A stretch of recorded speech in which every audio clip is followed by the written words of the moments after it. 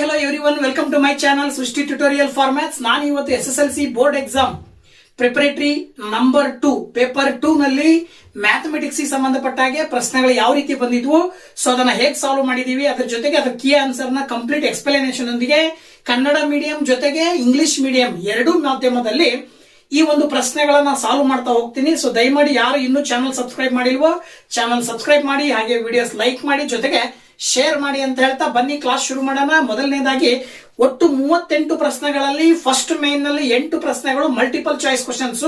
So ಆ multiple choice questions ಅಲ್ಲಿ ಮೊದಲನೇ ಕ್ವಶನ್ ಏನಿದೆ ಅಂತಕ್ಕಂಥದ್ದನ್ನ ನೋಡೋದಾದ್ರೆ ನೋಡಿ, ಇಲ್ಲಿ first question the HCF of the smallest prime number and smallest composite number is ಅಂತ ಕೊಟ್ಟಿದ್ದಾರೆ. ಅಂದ್ರೆ ವೆರಿ ಸಿಂಪಲ್, ಅತ್ಯಂತ ಚಿಕ್ಕ ಅವಿಭಾಜ್ಯ ಸಂಖ್ಯೆ ಮತ್ತು ಅತ್ಯಂತ ಚಿಕ್ಕ ಸಂಯುಕ್ತ ಸಂಖ್ಯೆಯ ಮಾಸ ಅಂತ ಕೇಳಿದ್ದಾರೆ.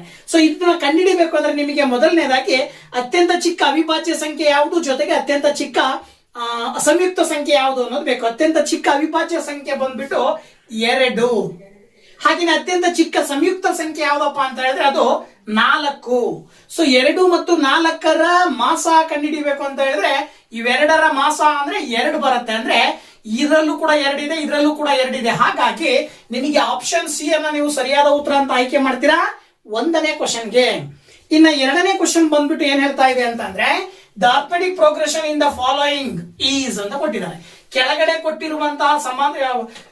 ಕೊಟ್ಟಿರುವ ಪ್ರೋಗ್ರೆಷನ್ ಗಳಲ್ಲಿ ಯಾವುದು ಸಮಾಂತರ ಶ್ರೇಣಿ ಆಗಿದೆ, ಕೊಟ್ಟಿರುವ ಶ್ರೇಣಿಗಳಲ್ಲಿ ಸಮಾಂತರ ಶ್ರೇಣಿಯನ್ನ ಗುರುತಿಸಬೇಕು. ಗೊತ್ತಾಯ್ತಲ್ವಾ? ಸೊ ಸಮಾಂತರ ಶ್ರೇಣಿ ಅಂತ ಹೇಳಿದ್ರೆ ನಮಗೆ ಕಂಡೀಷನ್ ಏನ್ ಹೇಳುತ್ತೆ ಅಂತ ಹೇಳಿದ್ರೆ common difference will be same ಅಂತ ಹೇಳಿ. ಅಂದ್ರೆ ಮೊದಲನೇ ಪದ, ಎರಡನೇ ಪದ, ಮೂರನೇ ಪದ ಅಂತ ತಗೊಂಡಾಗ ಎರಡನೇ ಪದದಲ್ಲಿ ಮೊದಲನೇ ಪದವನ್ನ ಕಳೆದ್ರೆ ಏನ್ ಡಿಫರೆನ್ಸ್ ಬರುತ್ತೆ, ವ್ಯತ್ಯಾಸ, ಅದೇ ವ್ಯತ್ಯಾಸ ಮೂರನೇ ಪದದಲ್ಲಿ ಎರಡನೇ ಪದವನ್ನ ಕಳೆದಾಗ ಬರಬೇಕು. ಈ ರೀತಿ ವ್ಯತ್ಯಾಸ ಯಾವ್ದಕ್ ಬರುತ್ತೆ ನೋಡ್ತಾ ಹೋದಾಗ ನಿಮಗೆ ನೋಡಿ, 2ರಲ್ಲಿ 1 ಹೋದ್ರೆ ಆಕ್ಚುಯಲ್ ಆಗಿ 1 ಬರುತ್ತೆ, 4ರಲ್ಲಿ 2 ಕಳೆದ್ರೆ 2 ಬರುತ್ತೆ. ಅಂದ್ರೆ ಡಿಫರೆನ್ಸ್ ಬೇರೆ ಬೇರೆ ಇದೆ. ಅದೇ ರೀತಿ 7ರಲ್ಲಿ 3 ಕಳೆದ್ರೆ ನಿಮಗೆ 4 ಬರುತ್ತೆ, 10ರಲ್ಲಿ 7 ಕಳೆದ್ರೆ 3 ಬರುತ್ತೆ, ಇಲ್ಲೂ ವ್ಯತ್ಯಾಸ ಬಂತು. ಇನ್ನು ಇಲ್ಲಿ 4ರಲ್ಲಿ 1 ಕಳೆದ್ರೆ ನಿಮಗೆ 3 ಬರುತ್ತೆ, ಹಾಗೇನೆ 9ರಲ್ಲಿ 4 ಕಳೆದ್ರೆ ಡಿಫರೆನ್ಸ್ 5 ಬರ್ತಾ ಇದೆ. ಇದನ್ನ ಅಬ್ಸರ್ವ್ ಮಾಡಿದ್ರೆ 9ರಲ್ಲಿ 5 ಕಳೆದ್ರೆ ಡಿಫರೆನ್ಸ್ 4 ಬರುತ್ತೆ. ಅದೇ ರೀತಿ 13ರಲ್ಲಿ 9 ಕಳೆದ್ರು ಕೂಡ ಡಿಫರೆನ್ಸ್ 4 ಬರುತ್ತೆ. 17ರಲ್ಲಿ 13 ಕಳೆದ್ರು ಕೂಡ ಡಿಫರೆನ್ಸ್ 4 ಬರ್ತಾ ಇದೆ. ಪ್ರತಿ ಬಾರಿನೂ ಸಾಮಾನ್ಯ ವ್ಯತ್ಯಾಸ ಸೇಮ್ ಬರ್ತಾ ಇದೆ ಅಂತ ಹೇಳಿದ್ರೆ ಆಪ್ಷನ್ ಡಿ ಸರಿಯಾದ ಉತ್ತರ ಎರಡನೇ ಪ್ರಶ್ನೆಗೆ. ಓಕೆನಾ? ಇನ್ನ ಮೂರನೇ ಕ್ವಶನ್ ನೋಡೋದಾದ್ರೆ the degree of the polynomial p of x is equal to 2x³ plus 3x minus 11x² plus 6 is ಅಂತ ಕೊಟ್ಟಿದ್ದಾರೆ. ಅಂದ್ರೆ ಈ ಬಹುಪದೋಕ್ತಿಯ ಮಹತ್ತಮ ಘಾತ ಅಂದ್ರೆ ಡಿಗ್ರಿಯನ್ನ ಹೇಳಬೇಕು.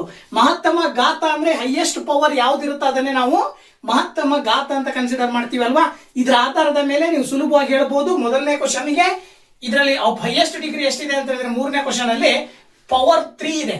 ಹೈಯೆಸ್ಟ್ ಪವರ್ 3 ಇದೆ ಅಂತ ಹೇಳಿದ್ರೆ ನೀವು ಆಪ್ಷನ್ ಬಿ ಅನ್ನ ಸರಿಯಾದ ಉತ್ತರ ಅಂತ ಆಯ್ಕೆ ಮಾಡ್ತೀರಾ. ಈ ಡಿಗ್ರಿ ಪಾಲಿನಾಮಿಯಲ್ ನ ಡಿಗ್ರಿ ಬಂದು 3. ಅಂದ್ರೆ ಈ ಬಹುಪದೋಕ್ತಿಯ ಮಹತ್ತಮ ಘಾತವು 3 ಆಗಿರುತ್ತದೆ ಅಂತ ಸುಲಭವಾಗಿ ಹೇಳ್ತೀರಾ. ಇನ್ನು ನಾಲ್ಕನೇ question, if a pair of linear equations is inconsistent then the lines represented by the equations are ಅಂತ ಕೊಟ್ಟಿದ್ದಾರೆ. ಅಂದ್ರೆ ಪ್ರಶ್ನೆ ತುಂಬಾ ಸಿಂಪಲ್ ಆಗಿದೆ. ಏನಪ್ಪಾ ಅಂದ್ರೆ ಎರಡು ರೇಖಾತ್ಮಕ ಸಮೀಕರಣಗಳ ಜೋಡಿಯು ಅಸ್ಥಿರವಾಗಿದ್ದರೆ ಆ ಸಮೀಕರಣಗಳನ್ನು ಪ್ರತಿನಿಧಿಸುವ ರೇಖೆಗಳೇನಾಗಿರ್ತವೆ. ಇಲ್ಲಿ ನಿಮಗೆ ಕನ್ಸಿಸ್ಟೆಂಟ್ ಮತ್ತೆ ಇನ್ಕನ್ಸಿಸ್ಟೆಂಟ್ ಸಂಬಂಧಪಟ್ಟಾಗ ನೋಡ್ತಾ ಹೋದಾಗ ಕನ್ಸಿಸ್ಟೆಂಟ್ ಅಂದ್ರೆ ರೇಖಾತ್ಮಕ ಸಮೀಕರಣಗಳು ಸ್ಥಿರವಾಗಿದ್ದಾಗ ಏನಾಗಿರುತ್ತೆ ಅಂತ ಹೇಳಿದ್ರೆ ಎರಡೂ ರೇಖೆಗಳು ಏನಾಗಿರ್ತವೆ, ಒಂದ ಇಂಟರ್ಸೆಕ್ಟಿಂಗ್ ಆಗಿರ್ತವೆ ಅಂದ್ರೆ ಒಂದಕ್ಕೊಂದು ಛೇದಿಸ್ತವೆ, ಅಥವಾ ಇನ್ನೊಂದೇನಾಗಿರ್ತವೆ ಕೋ ಇನ್ಸಿಡೆಂಟ್ ಆಗಿರ್ತವೆ ಅಂದ್ರೆ ಒಂದಕ್ಕೊಂದು ಐಕ್ಯಗೊಳ್ತವೆ. ಇಲ್ಲಿ ಇನ್ಕನ್ಸಿಸ್ಟೆಂಟ್ ಅಂತ ಕೊಟ್ಟಿದ್ದಾರೆ ಅಂದ್ರೆ ಅಸ್ಥಿರವಾಗಿದೆ ಅಂದ್ರೆ ಲೈನ್ಸ್ ಏನಾಗಿರ್ತವೆ ಪ್ಯಾರಲಲ್ ಆಗಿರ್ತವೆ, ಅಂದ್ರೆ ಶೂನ್ಯತೆಗಳು ಯಾವುದು ಕೂಡ ಬರೋದಿಲ್ಲ ಇದಕ್ಕೆ. ಸೊ ಇದನ್ನ ನಾವು ಪ್ಯಾರಲಲ್ ಅಥವಾ ಸಮಾಂತರವಾಗಿರ್ತವೆ, ರೇಖೆಗಳು ಸಮಾಂತರವಾಗಿರ್ತವೆ ಅಂತೇಳಿ ನೀವು ಸುಲಭವಾಗಿ ಆಪ್ಷನ್ ಎ ಅನ್ನ ಉತ್ತರ ಅಂತೇಳಿ ನಾಲ್ಕನೇ ಪ್ರಶ್ನೆಗೆ ಆಯ್ಕೆ ಮಾಡಬೇಕಾಗತ್ತೆ. ಓಕೆನಾ?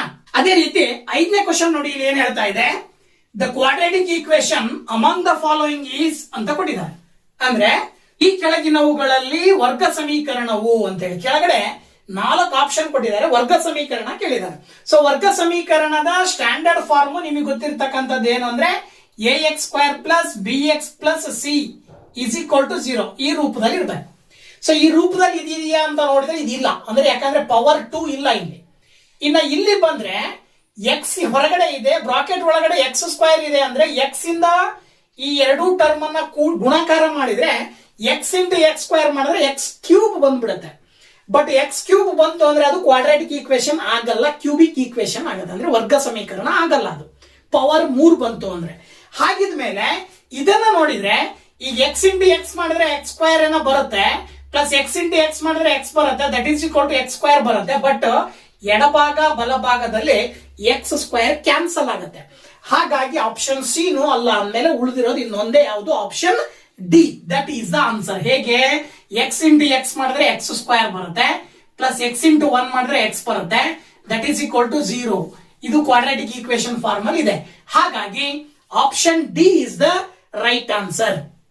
ಓಕೆ, ಇನ್ನ ನೆಕ್ಸ್ಟ್ ಕ್ವಶನ್ ನೋಡೋಣ. 6ನೇ ಕ್ವಶನ್ ಏನ್ ಹೇಳುತ್ತೆ, in the given figure if DE is parallel to BC then the value of DE by BC is. ಚಿತ್ರ ಕೊಟ್ಟಿದ್ದಾರೆ. ಚಿತ್ರದಲ್ಲಿ ಡಿಇ ಅನ್ನೋದು ಬಿಸಿಗೆ ಸಮಾಂತರವಾಗಿದೆ. ಹಾಗಿದ ಮೇಲೆ ಡಿಇ ಡಿವೈಡೆಡ್ ಬೈ ಬಿಸಿ ಯ ಬೆಲೆ ಎಷ್ಟು? ಟೇಲ್ಸ್ ನ ಪ್ರಮೇಯದ ಆಧಾರದ ಮೇಲೆ ಪ್ರೂವ್ ಮಾಡ್ಬೇಕು ಇದನ್ನ. ಯಾವಾಗ ಡಿಇ ಮತ್ತೆ ಬಿಸಿ ಸಮಾಂತರವಾಗಿರ್ತವೋ ಆಗ ಡಿಇ ಅನ್ನುವಂತ ಒಂದು ರೇಖೆಯು ತ್ರಿಭುಜದ ಒಂದು ಬಾಹು ಬಿಸಿಗೆ ಸಮಾಂತರವಾಗಿದೆ ಅಂದ್ರೆ ಉಳಿದೆರಡು ಬಾಹುಗಳು ಸಮಾನುಪಾತದಲ್ಲಿ ವಿಭಾಗಿಸುತ್ತವೆ ಅಂತ ಹೇಳ್ತೀವಿ. ಇದರ ಆಧಾರದ ಮೇಲೆ ಏನು ಎ ಬಿ ಅಥವಾ ಎ ಡಿ ಅಂತ ತಗೊಳ್ಬಹುದು ನೀವು. A D divided by A B, A D divided by A B is equal to ಯಾವ್ದಕ್ಕೆ ಸಮ ಇರುತ್ತೆ ಅಂತಂದ್ರೆ DE divided by B C ಗೆ ಸಮ ಇರುತ್ತೆ ಅಕಾರ್ಡಿಂಗ್ ಟು ಟೇಲ್ಸ್ ಥಿಯರಮ್. ಈಗ ವ್ಯಾಲ್ಯೂಸ್ ಅನ್ನ ಹಾಕ್ರಿ ನೀವು. ಎ ಡಿ ಅಂತ ಹೇಳಿದ್ರೆ ಏನ್ ಬರುತ್ತೆ ನಿಮಗೆ, 4ಕ್ಕೆ ಪ್ಲಸ್ 4. ಎ ಡಿ ಅಂತ ಹೇಳಿದ್ರೆ ಎಷ್ಟು, 4. ಎ ಪಿ ಅಂತ ಹೇಳಿದ್ರೆ 4ಕ್ಕೆ 2 ಕೂಡಬೇಕು. 4ಕ್ಕೆ 2 ಕೂಡಿದ್ರೆ ಎಷ್ಟು ಬರುತ್ತೆ, 6 ಬರುತ್ತೆ. ನೀವು ಇದನ್ನ ಸಿಂಪ್ಲಿಫೈ ಮಾಡಿದಾಗ ಏನ್ ಬರುತ್ತೆ ಅಂತ ಹೇಳಿದ್ರೆ ನೋಡಿ, 2 4, 2 3 6, 2/3 ಬರುತ್ತೆ. This is the value of DE divided by BC. ಅಂದ್ರೆ ಡಿಇ ಡಿವೈಡೆಡ್ ಬೈ ಬಿಸಿ ಯ ವ್ಯಾಲ್ಯೂ 2/3 ಆಗಿರುತ್ತೆ. ಇದರ ಆಧಾರದ ಮೇಲೆ ನೀವು ಸುಲಭವಾಗಿ ಆಪ್ಷನ್ ಸಿ ಅನ್ನ ಸರಿಯಾದ ಉತ್ತರ ಅಂತೇಳಿ ಆಯ್ಕೆ ಮಾಡ್ತೀರಾ. ಯಾವುದು, 6ನೇ ಕ್ವಶನ್ ಗೆ ಆಪ್ಷನ್ ಸಿ ಆನ್ಸರ್ ಆಗುತ್ತೆ. ಇನ್ನು 7th ಕ್ವಶನ್ ಅನ್ನು ನೋಡೋದಾದ್ರೆ, the ratio of the volumes of sphere and hemisphere having equal radius is ಅಂತ ಕೊಟ್ಟಿದ್ದಾರೆ. ಅಂದ್ರೆ ಸಮವಾದ ತ್ರಿಜ್ಯವನ್ನ ಹೊಂದಿರುವಂತ ಒಂದು ಗೋಳ ಮತ್ತೆ ಇನ್ನೊಂದು ಅರ್ಧಗೋಳ, ಗೋಳ ಮತ್ತು ಅರ್ಧಗೋಳದ ಘನಫಲಗಳ ಅನುಪಾತವನ್ನು ಕಂಡುಹಿಡಿಯಬೇಕು ಎರಡೂ ತ್ರಿಜ್ಯಗಳು ಸಮ ಇದ್ದಾಗ. ಸೊ ಗೋಳ ಮತ್ತು ಅರ್ಧಗೋಳಗಳ ಘನಫಲವನ್ನು ಕಂಡುಹಿಡಿಯಲಿಕ್ಕೆ ಸೂತ್ರಗಳು ಬರ್ತವೆ. ಏನ್ ಸೂತ್ರಗಳು ಬರ್ತವೆ ಅಂತ ಹೇಳಿದ್ರೆ, ಒಂದು 4/3 ಪೈ ಆರ್ ಕ್ಯೂಬ್ ಅಂತ ಬರುತ್ತೆ. ಇದು ಯಾವ್ದು ಇದೆ ಅಂದ್ರೆ ಗೋಳದ ಘನಫಲ ಕಂಡುಹಿಡಿಯುವ ಸೂತ್ರ, ವಾಲ್ಯೂಮ್ ಆಫ್ ಸ್ಪೇರ್. ಇನ್ನು ವಾಲ್ಯೂಮ್ ಆಫ್ ಹೆಮಿಸ್ಪೇರ್ ನ ಸೂತ್ರ ಬಂದ್ಬಿಟ್ಟು 2/3 ಪೈ ಆರ್ ಕ್ಯೂಬ್ ಅಂತ ಬರುತ್ತೆ. ಈಗ ಅವ್ರು ಹೇಳ್ತಾರೆ ತ್ರಿಜ್ಯಗಳು ಎರಡೂ ಸಮ ಇದಾವೆ ಅಂತ ಹೇಳಿದ್ರೆ ತ್ರಿಜ್ಯ ಕ್ಯಾನ್ಸಲ್ ಆಯ್ತು, ಹಾಗೇನೆ ಪೈ ಕ್ಯಾನ್ಸಲ್ ಆಯ್ತು, ಹಾಗೇನೆ 3 ಕ್ಯಾನ್ಸಲ್ ಆಯ್ತು. ಇನ್ನ ಮೇಲ್ಗಡೆ ನ್ಯೂಮರೇಟರ್ ಅಲ್ಲಿ 4 ಇದೆ, ಡಿನಾಮಿನೇಟರ್ ಅಲ್ಲಿ 2 ಇದೆ. ಸೊ 2 ಮತ್ತೆ 4 ಸುಲಭ ರೂಪದಲ್ಲಿ ಬರೆದಾಗ ನೋಡಿ, ಇಲ್ಲಿ 2 1 2 2 2 4 ಅಲ್ವಾ. ಏನ್ ಬಂತ ಆನ್ಸರು, 2/1. ಅಂದ್ರೆ ಅದರ ಅರ್ಥ ಅದನ್ನ ಅನುಪಾತದಲ್ಲಿ ಬರೆದ್ರಿ ಅಂತ ಅಂದ್ರೆ 2:1 ಅಂತ ಬರೀಬೇಕು. ಅನುಪಾತದಲ್ಲಿ ಏನಂತ ಬರೀತೀರಾ, 2:1. ಸೊ 2:1 ನೀವು ನೋಡ್ತಾ ಬಂದಾಗ ಮೊದಲನೇ ಆಪ್ಷನ್ ಅಲ್ಲಿ ಇದೆ. ಸೊ 7ನೇ ಪ್ರಶ್ನೆಗೆ ಆಪ್ಷನ್ ಎ ಸರಿಯಾದ ಉತ್ತರ. ಇನ್ನ ನೆಕ್ಸ್ಟ್ 8ನೇದು ಮಲ್ಟಿಪಲ್ ಚಾಯ್ಸ್ ನ ಕೊನೆಯ ಕ್ವಶನ್ ಟ್ರಿಗ್ನೋಮೆಟ್ರಿ ಮೇಲೆ ಕೊಟ್ಟಿದ್ದಾರೆ. ಏನ್ ಕ್ವಶನ್ ಇದೆಯಪ್ಪ ಅಂತ ಅಂದ್ರೆ, correct relation among the following. ಕೆಳಗಡೆ ಕೆಲವೊಂದು ರಿಲೇಷನ್ ಗಳನ್ನ ಕೊಟ್ಟಿದ್ದಾರೆ. ಕೆಳಗಿನವುಗಳಲ್ಲಿ ಸರಿಯಾದ ಸಂಬಂಧ ಯಾವುದು ಅಂತ ಹೇಳ್ಬೇಕು. ಸೊ ಸರಿಯಾದ ಸಂಬಂಧ ನೋಡ್ತಾ ಹೋದಾದ್ರೆ ಆಪ್ಷನ್ ಗಳನ್ನ ನೋಡ್ತಾ ಹೋದ್ರೆ, ಮೊದಲನೇದು tan square is equal to second square theta plus 1 ಅಂತಿದೆ. ನಾವು ಟ್ರಿಗ್ನೋಮೆಟ್ರಿ ಐಡೆಂಟಿಟಿ 3 ನೋಡಿದ್ರೆ 3ರಲ್ಲೂ ಇದು ಬರಲ್ಲ, ಗೊತ್ತಾಯ್ತಲ್ಲ. ಸೊ ಏನ್ ಬರುತ್ತೆ, second square theta minus 1 is equal to tan square theta ಅಂತಿದೆ. ಸೊ ಹಾಗಾಗಿ ಎ ತಪ್ಪು. ಇನ್ನ ಸಿ ನೋಡಿದ್ರೆ ಕಾಟ್ ಥೀಟಾವನ್ನ ನಾವು sine theta by cos theta ಅಂತ ಹೇಳಲ್ಲ, cos theta by sine theta ಅಂತ ಹೇಳ್ತೀವಿ. ಬಟ್ ಇಲ್ಲಿ sine theta by cos theta ಕೊಟ್ಟಿರೋ ತಪ್ಪು. ಇನ್ನ ಡಿ ನೋಡಿದ್ರೆ ಸೈನ್ ಥೀಟಾದ ರೆಸಿಪ್ರೋಕಲ್ ಆಕ್ಚುಲಿ 1 ಕೊಸಿಕೆಂಟ್ ಥೀಟಾ ಅಂತ ಬರೀತೀವಿ. ಬಟ್ ಇಲ್ಲಿ ಸೀಕೆಂಟ್ ಥೀಟಾ ಅಂತ ಕೊಟ್ಟಿದ್ದಾರೆ. So that is also wrong. ಹಾಗಿದ್ಮೇಲೆ ಇಲ್ಲಿ ಬಿ ಅನ್ನು ಅಬ್ಸರ್ವ್ ಮಾಡಿದ್ರೆ ನಿಮ್ಮ ಮೊದಲನೇ ಟ್ರಿಗ್ನೋಮೆಟ್ರಿಕ್ ಐಡೆಂಟಿಟಿ ಬರುತ್ತೆ. ಏನು, sin square theta plus cos square theta is equal to 1 ಅಂತ ಹೇಳ್ತೀರಿ. ಇಲ್ಲಿ ಕಾಸ್ ಸ್ಕ್ವೇರ್ ಥೀಟಾನ ಈಕ್ವಲ್ ಇಂದ ಆ ಕಡೆ ಕಳಿಸಿದ್ರಿ ಅಂತ ಹೇಳಿದ್ರೆ 1 ಮೈನಸ್ ಕಾಸ್ ಸ್ಕ್ವೇರ್ ಥೀಟಾ ಬರ್ತದೆ ಬಲಭಾಗದಲ್ಲಿ, ಎಡಭಾಗದಲ್ಲಿ ಸೈನ್ ಸ್ಕ್ವೇರ್ ಥೀಟಾ ಮಾತ್ರ ಉಳ್ಕೊಳ್ಳುತ್ತೆ. So sine square theta is equal to 1 minus cos square theta ಅಂತ ಬಂದಿದೆ ಅಂತ ಹೇಳಿದ್ರೆ ಆಪ್ಷನ್ ಬಿ ಕೊಟ್ಟಿರುವಂತಹ ಸಂಬಂಧಗಳಲ್ಲಿ ಸರಿಯಾಗಿರ್ತಕ್ಕಂಥದ್ದು ಅಂತೇಳಿ ನಾವು ಸುಲಭವಾಗಿ ಹೇಳಬಹುದು. ಸೊ ದಟ್ ಆಪ್ಷನ್ ಬಿ 8ನೇ ಕ್ವಶನ್ಗೆ ಸರಿಯಾದ ಉತ್ತರ ಆಗುತ್ತೆ. ಓಕೆನಾ? ಹಾಗೆ 2ನೇ ಮೇನ್ ನಲ್ಲಿ 1 ಅಂಕದ ಪ್ರಶ್ನೆಗಳು ಯಾವ ರೀತಿ ಬರ್ತವೆ ಅನ್ನೋದನ್ನ ನೋಡ್ತಾ ಹೋಗೋದಾದ್ರೆ 9ನೇ ಕ್ವಶನ್ ನೋಡಿ, ಇಲ್ಲಿ ಏನ್ ಹೇಳ್ತಿದ್ಯಪ್ಪ ಅಂದ್ರೆ in a class the number of boys is X ಅಂತ ತಗೊಳ್ರಿ ಅಂತ ಹೇಳ್ತಾ ಇದ್ದಾರೆ ಅವರು. Boys is 1 more than twice the number of girls y ಅಂತ ಕೊಟ್ಟಿದ್ದಾರೆ. Form a linear equation in 2 variables for this statement ಅಂತ ಕೊಟ್ಟಿದ್ದಾರೆ. ಸೊ ಇದನ್ನೇ ನೋಡ್ತಾ ಹೋದ್ರೆ ಕನ್ನಡ ಮೀಡಿಯಂ ನಲ್ಲಿ ಒಂದು ತರಗತಿಯಲ್ಲಿ ಹುಡುಗರ ಸಂಖ್ಯೆಯನ್ನ ಎಕ್ಸ್ ಅಂತ ತಗೊಳ್ರಿ, ಹಾಗೇನೆ ಹುಡುಗಿಯರ ಸಂಖ್ಯೆಯನ್ನ ವೈ ಅಂತ ತಗೊಳ್ರಿ. ಅವರಿಬ್ಬರ ಸಂಖ್ಯೆಗಳ ನಡುವಿನ ಸಂಬಂಧ ಏನಿರುತ್ತಪ್ಪ ಅಂತ ಹೇಳಿದ್ರೆ ಹುಡುಗರ ಸಂಖ್ಯೆ ಏನಾಗಿರುತ್ತಂತೆ, ಹುಡುಗಿಯರ ಸಂಖ್ಯೆಯ 2ರಷ್ಟಕ್ಕಿಂತ 1 ಹೆಚ್ಚಾಗಿರುತ್ತದೆ. ಈ ಹೇಳಿಕೆಗೆ 2 ಚರಾಕ್ಷರ ಉಳ್ಳ ರೇಖಾತ್ಮಕ ಸಮೀಕರಣವನ್ನು ರಚಿಸಿ ಅಂತ ಕೊಟ್ಟಿದ್ದಾರೆ. ಸೊ ಇದಕ್ಕೆ ಆನ್ಸರ್ ತುಂಬಾ ಸುಲಭವಾಗಿ ಹೇಳ್ಬೋದು. ಏನಪ್ಪಾ ಅಂತ ಹೇಳಿದ್ರೆ ನೋಡಿ, ನಂಬರ್ ಆಫ್ ಬಾಯ್ಸ್ ಅಂತ ಹೇಳಿದ್ರೆ ಎಕ್ಸ್ ಅಂತ ತಗೊಳ್ರಿ. ಎಕ್ಸ್ ಅನ್ನುವಂತ ವಿದ್ಯಾರ್ಥಿಗಳು ಬಾಯ್ಸ್ ಎಷ್ಟಿದಾರಪ್ಪ ಅಂದ್ರೆ ಗರ್ಲ್ಸ್ ಎಷ್ಟಿದಾರೋ ಅದರ 2ರಷ್ಟಕ್ಕಿಂತ 1 ಜಾಸ್ತಿ ಅಂತ ಅವರೇ ಕೊಟ್ಟಿದ್ದಾರೆ. ಹುಡುಗಿಯರ ಸಂಖ್ಯೆಯ 2ರಷ್ಟು ಅಂದ್ರೆ 2y, ಹುಡುಗಿಯರ ಸಂಖ್ಯೆನ y ಅಂತ ತಗೊಂಡ್ರೆ 2y, ಇದಕ್ಕೆ 1 ಜಾಸ್ತಿ ಇದ್ದಾರೆ ಅಂತ ಅರ್ಥ.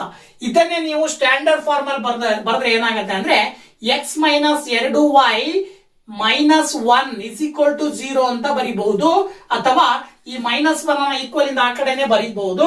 ಸೊ ಒಟ್ಟಾರೆಯಾಗಿ x is equal to 2y plus 1 ಅಥವಾ x minus 2y minus 1 is equal to 0 ಈ ರೀತಿಯಲ್ಲಿ ಬರೀತೀವಿ ನಾವು. ಇದು ಅವ್ರು ಹೇಳಿರುವಂತಹ ಪ್ರಶ್ನೆಯ ಆಧಾರದ ಮೇಲೆ ರಚನೆ ಮಾಡಿರುವಂತಹ ಒಂದು ರೇಖಾತ್ಮಕ ಸಮೀಕರಣ. ಓಕೆನಾ? ಇನ್ನ 10ನೇ ಕ್ವಶನ್ ಅನ್ನ ನೋಡ್ರಿ, ಇಲ್ಲಿ write the quadratic polynomial whose zeros, ಓಕೆನಾ, zeros are alpha and beta ಅಂತ ಕೊಟ್ಟಿದ್ದಾರೆ. ಆಲ್ಫಾ ಮತ್ತು ಬೀಟಾ ಎನ್ನುವ ಶೂನ್ಯತೆಗಳನ್ನು ಹೊಂದಿರುವಂತಹ ಒಂದು ವರ್ಗ ಬಹುಪದೋಕ್ತಿಯನ್ನ ಬರೆಯಿರಿ ಅಂತ. ಆಲ್ಫಾ ಮತ್ತು ಬೀಟಾ ಬಹುಪದೋಕ್ತಿಯ ಶೂನ್ಯತೆಗಳನ್ನ ಹೊಂದಿದ್ರೆ ಅದಕ್ಕೆ ಸೂತ್ರ ಇದೆ ಬಹುಪದೋಕ್ತಿಯನ್ನ ಬರೀಲಿಕ್ಕೋಸ್ಕರನೇ. ಏನಪ್ಪಾ ಅಂತ ಹೇಳಿದ್ರೆ p of x is equal to k into x square minus alpha plus beta into x plus alpha into beta ಅಂತ ಸೂತ್ರ. ಈ ಒಂದು ಸೂತ್ರವನ್ನ ಈ ಪ್ರಶ್ನೆಗೆ 10ನೇ ಪ್ರಶ್ನೆಗೆ ಬರೆದ್ರೆ ನೀವು ಸರಿಯಾದ ಉತ್ತರ ಆಗತ್ತೆ. ಇನ್ನ ಕ್ವಶನ್ ನಂಬರ್ 11 ಬಂದು ಏನ್ ಹೇಳ್ತಾ ಇದೆ ಅಂತ ನೋಡೋದಾದ್ರೆ ಕ್ವಶನ್ ನಂಬರ್ 11 ಬಂದ್ಬಿಟ್ಟು find the mode of the data whose mean is 27 and median is 33 ಅಂತ ಕೊಟ್ಟಿದ್ದಾರೆ. ಸರಾಸರಿ 27 ಮತ್ತು ಮಧ್ಯಾಂಕ 33 ಆಗಿರುವ ದತ್ತಾಂಶಗಳ ಬಹುಲಕವನ್ನು ಕಂಡುಹಿಡಿಯಿರಿ ಅಂತ ಕ್ವಶನ್. ಬಹುಲಕ ಕಂಡುಹಿಡಿಯಕ್ಕೋಸ್ಕರ ಒಂದು ಸೂತ್ರ ಬರುತ್ತೆ. ಏನಪ್ಪಾ ಅಂತ ಹೇಳಿದ್ರೆ mode is equal to 3 into median minus 2 into mean ಅಂತ ಸೂತ್ರ.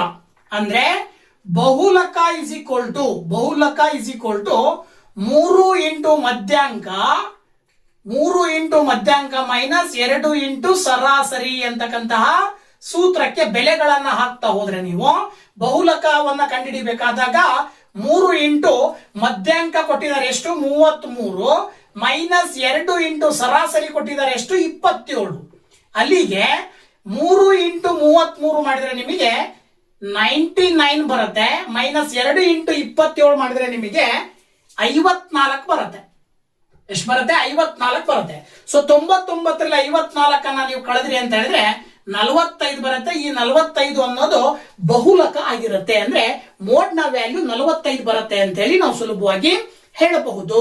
ಇನ್ನೊಂದು 12ನೇ ಕ್ವಶನ್ ಅನ್ನ ನೋಡೋದಾದ್ರೆ ಆರ್ಥಮೆಟಿಕ್ ಪ್ರೋಗ್ರೆಷನ್ ಸಂಬಂಧಪಟ್ಟಿದ್ದು ಸುಲಭವಾಗಿದೆ ನೋಡಿ. ಇಲ್ಲಿ if the third term of an AP is 13 and second term is 8 then find the first term of this AP. Very simple ಆಗಿ ಕೇಳಿದ್ದಾರೆ.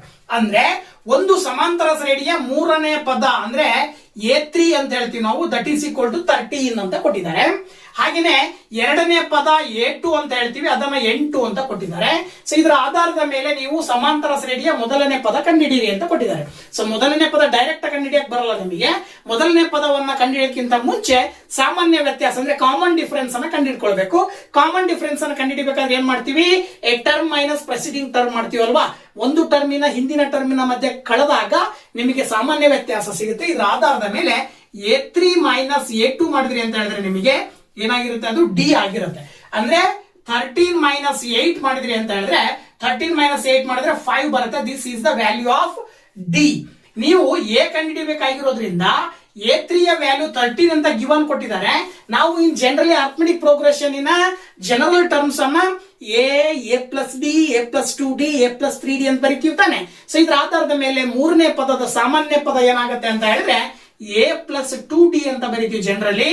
ದಟ್ ಈಸ್ ಈಕ್ವಲ್ ಟು 13 ಅಂತ ತಗೊಂಡ್ರೆ ಎ ಪ್ಲಸ್ 2 ಇಂಟು ಡಿ ನ value ನಾವು ಇಲ್ಲಿ ಕಂಡಿಡ್ಕೊಂಡಿದೀವಲ್ವಾ, ಅದನ್ನ ಇಲ್ಲಿ substitute ಮಾಡಿದ್ರಿ ಅಂದ್ರೆ ನೋಡಿ ಇಲ್ಲಿ ಎ ಇಸ್ ಈಕ್ವಲ್ ಟು 13. ಈ 2 5 10 ಅನ್ನ ಈಕ್ವಲ್ ಇಂದ ಆ ಕಡೆ ಕಳಿಸ್ರಿ, ಮೈನಸ್ 10 ಆಗುತ್ತೆ. ಸಾರಿ, ಮೈನಸ್ 10. ದೆನ್ 13 ಮೈನಸ್ 10 ಮಾಡ್ಬಿಟ್ರೆ ನೀವು ಏನ ಬೆಲೆ ಸುಲಭವಾಗಿ ಸಿಗುತ್ತೆ. ಏನ ವ್ಯಾಲ್ಯೂ ಏನಾಗಿರುತ್ತೆ, 3 ಅಂತ ಹೇಳಿ ಸುಲಭವಾಗಿ ಹೇಳ್ಬಹುದು 12ನೇ ಪ್ರಶ್ನೆಗೆ. ಓಕೆನಾ. ಇನ್ನ 13ನೇ ಕ್ವಶನ್ ನೋಡಿ ಇಲ್ಲಿ ಏನ್ ಹೇಳ್ತಾ ಇದೆ ಅಂತ ಹೇಳಿದ್ರೆ, find the coordinates of the mid point of the line segment joining the points 2, 3 and 4, 7. Question simple ಇದೆ. ಏನಪ್ಪಾ ಅಂದ್ರೆ 2, 3 ಮತ್ತು 4, 7 ಈ ಬಿಂದುಗಳನ್ನು ಸೇರಿಸುವ ರೇಖಾಖಂಡದ ಮಧ್ಯ ಬಿಂದುವಿನ ನಿರ್ದೇಶಾಂಕಗಳನ್ನ ಕಂಡುಹಿಡಿಯಿರಿ ಅಂತ ಕೊಟ್ಟಿದ್ದಾರೆ. ಗೊತ್ತಾಯ್ತಲ್ವಾ. ಅಂದ್ರೆ ವೆರಿ ಸಿಂಪಲ್. ಏನಪ್ಪಾ ಅಂದ್ರೆ ಇಲ್ಲೊಂದು ಪಾಯಿಂಟ್ ಇದೆ, ಇದು 2, 3 ಅನ್ನೋದು.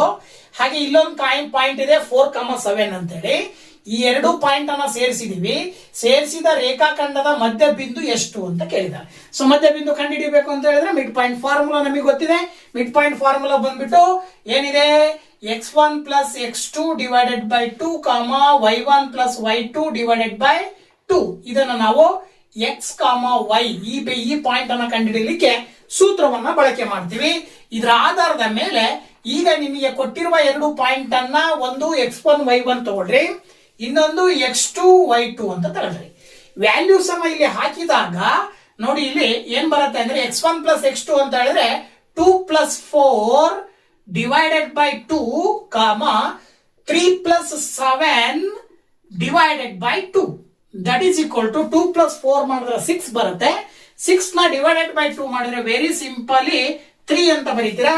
3 ಪ್ಲಸ್ 7 8 ಬರುತ್ತೆ. 8 ಡಿವೈಡೆಡ್ ಬೈ 2 ಮಾಡಿದ್ರೆ ನಿಮಗೆ 4 ಬರುತ್ತೆ. So therefore x, y is equal to 3, 4 ಅಂತೇಳಿ ಒಂದು ಅಂಕದ ಪ್ರಶ್ನೆ 13ನೇ ಕ್ವಶನ್ ಗೆ ಸುಲಭವಾಗಿ ಆನ್ಸರ್ ನ ಹೇಳ್ತೀರಾ. ಇನ್ನ 14th ಕ್ವಶನ್ ನೋಡಿ ಇಲ್ಲಿ, there are 50 pens in a box. ಒಂದು ಬಾಕ್ಸ್ ಇದೆ, ಬಾಕ್ಸ್ ಒಳಗಡೆ 20 ಪೆನ್ಸ್ ಇದಾವೆ. 50 ಪೆನ್ ಇದಾವೆ. 50 ಪೆನ್ನಿನಲ್ಲಿ 2 pens among them are defective.